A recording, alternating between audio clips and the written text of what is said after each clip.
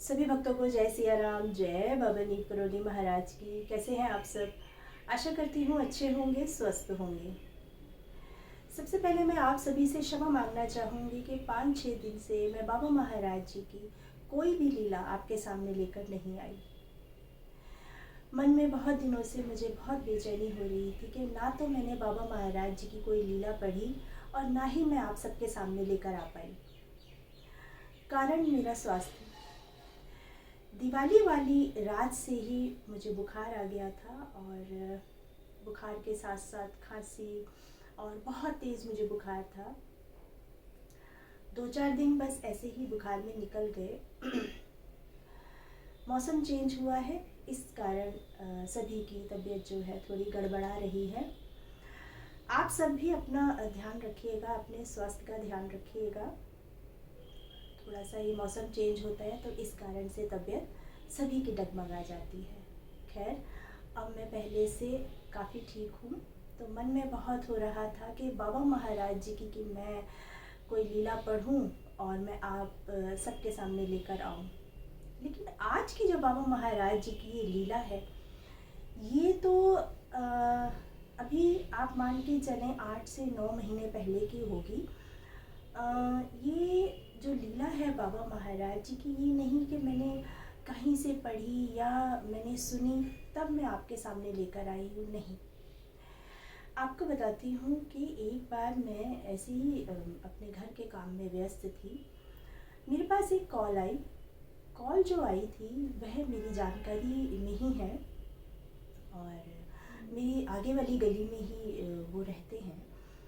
उनका फ़ोन आया कि सुरभि, तुमसे एक काम है और ये मुझे उम्मीद है कि वो काम तुम ही कर सकती हो। अब मैंने सोचा ऐसा कौन सा काम है जो मैं ही कर सकती हूँ। करने वाला ऊपर वाला बैठा है, लेकिन कई बार ऐसा होता है कि हमें कब किसकी कौन सी हमें मदद की ज़रूरत पड़ जाए कुछ पता नहीं होता।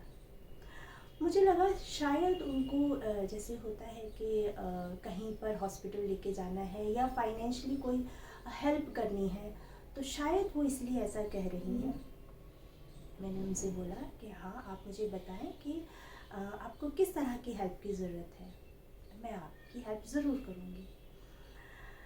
तब उन्होंने मुझे बताया कि उनके यहाँ जो मेड काम करती है, उनकी एक बेटी, अब बेटी भी छोटी नहीं, 22-23 साल की वो बच्ची, वो बताती हैं कि वह कहीं पर कोई काम सीखा करती थी तो वहाँ वो लड़की जाया करती थी। एक दिन जब वह वो काम से वापस शाम को अपने घर आई, तब वह आकर बिस्तर पर लेट गई और ऐसी बिस्तर पर लेटी कि पिछले 4 से 5 साल तक वह बिस्तर से नहीं उठी और उठने के साथ साथ वह कुछ बोल भी नहीं पाती थी। वह बिल्कुल शांत हो गई लड़की। पता नहीं उसे क्या हुआ क्या नहीं हुआ, ये तो भगवान ही जाने।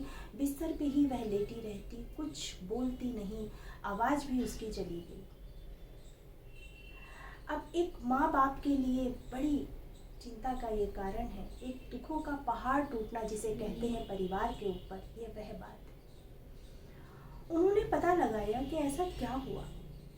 जिस दिन वह काम से आई उस दिन क्या हुआ, जहाँ वो काम सीखती थी वो लड़की, तब वहाँ पता चला कि कुछ नहीं, सब जने साथ बैठे थे और जैसे होता है आपस में शेयर कर लेते हैं खाना, तो उन्होंने अपना खाना किसी और को देकर दूसरे का खाना उन्होंने खा लिया था। अब खाने में खीर भी थी। अब होता है ना, हम लोगों के दिमाग में सबसे पहले आता है कि सफ़ेद चीज़ किसी की क्यों खाली, होता है, सभी के साथ होता है। अब उनकी माँ को जब से ही लगने लगा कि नहीं, मेरी बेटी के साथ कुछ गलत हुआ है, क्योंकि बेटी बिल्कुल हंसती खेलती और खुश मिजाज और खूब अच्छी बेटी अचानक से कैसे बिस्तर पर पड़ गई और उसका बोलना भी बंद हो गया। एक शब्द मुंह से वह नहीं बोल पाती थी। अब जब उनका फ़ोन मेरे पास आया कि सुरभि, तुम ही इनकी हेल्प कर सकती हो, मैंने उनसे पूछा कि मैं किस तरह से तुम्हारी और उस गुड़िया की मदद कर सकती हूँ। तब वह कहने लगी कि तुम बाबा नीम करौली महाराज जी से जुड़ी हुई हो, साक्षात हनुमान जी से जुड़ी हुई हो, और मैं तुम्हें देखती हूँ कि तुम कैसे बाबा महाराज जी के प्रति पूरी श्रद्धा और पूरा विश्वास तुम रखती हो, और कैसे तुमने इतने सारे लोगों को जोड़ रखा है बाबा महाराज जी से। तो मुझे तुम्हारा ये बहुत अच्छा लगता है और मुझे पूरी उम्मीद है कि बाबा नीम करौली महाराज जी उस गुड़िया की ज़रूर रक्षा करेंगे। खैर, मैंने उनसे कहा ठीक है, आप उस मेड को यानी उस अम्मा जी को मेरे यहाँ भेज दो। दिन का टाइम था, वह अम्मा जी मेरे पास आई और इस बात से 2-4 दिन पहले ही मैं श्री कैची धाम दर्शन करके आई थी और बाबा महाराज जी को कंबल अर्पण किया था। वह कंबल मुझे वापस मिला था, सभी को वापस मिल जाता है।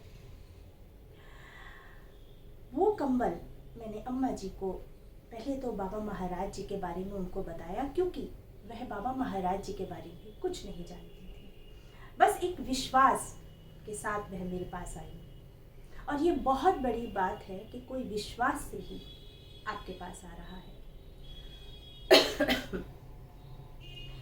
मैंने उन अम्मा को बाबा महाराज जी का वही कंबल दिया और बाबा महाराज जी का एक छोटा स्वरूप मेरे पास रखा था, वह मैंने उन अम्मा जी को दिया और कहा कि ये कंबल अपनी गुड़िया को जाकर उड़ा देना और ये बाबा महाराज जी का स्वरूप अपनी गुड़िया के पास ही रखना, हो सके तो उसके तकिए के नीचे ही रख देना और हनुमान चालीसा का जरूर पाठ करना।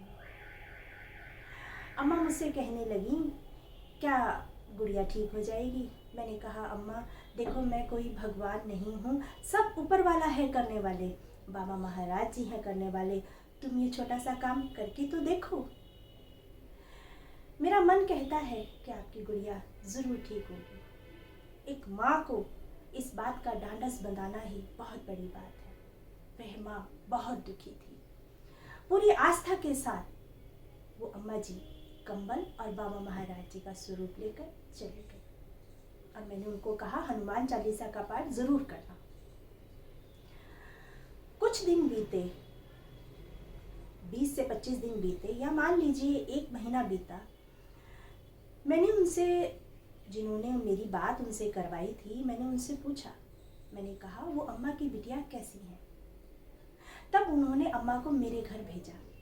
अम्मा मेरे पास आई, मैंने पूछा, अम्मा गुड़िया कैसी है? तब अम्मा ने बताया कि गुड़िया जो कि 4-5 साल से बिस्तर पर है और उसका लैट्रिन बाथरूम भी मैं ही साफ करती हूँ, वह कुछ बोल ही नहीं पाती है। अब जब से आपने बाबा महाराज जी का कंबल दिया है और बाबा महाराज जी का स्वरूप दिया है, मेरी गुड़िया थोड़ा थोड़ा बोलने लगी है। इतना सुनते ही मेरे रोंगटे खड़े हो गए।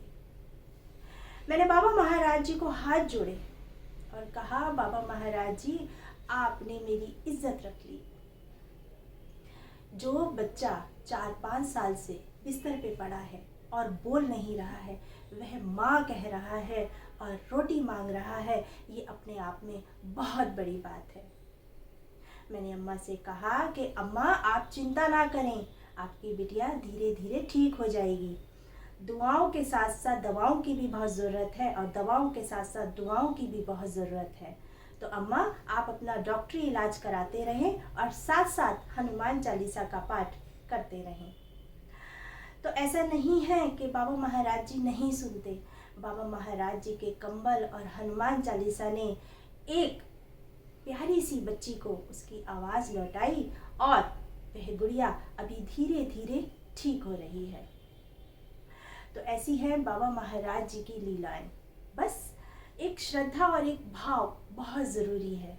वो अम्मा बिल्कुल भी बाबा महाराज जी के बारे में नहीं जानती थी, लेकिन पूरी श्रद्धा और पूरे विश्वास के साथ वो कंबल लेके गई और बाबा महाराज जी का स्वरूप लेके गई और उन्होंने अपनी बेटी को उठाया।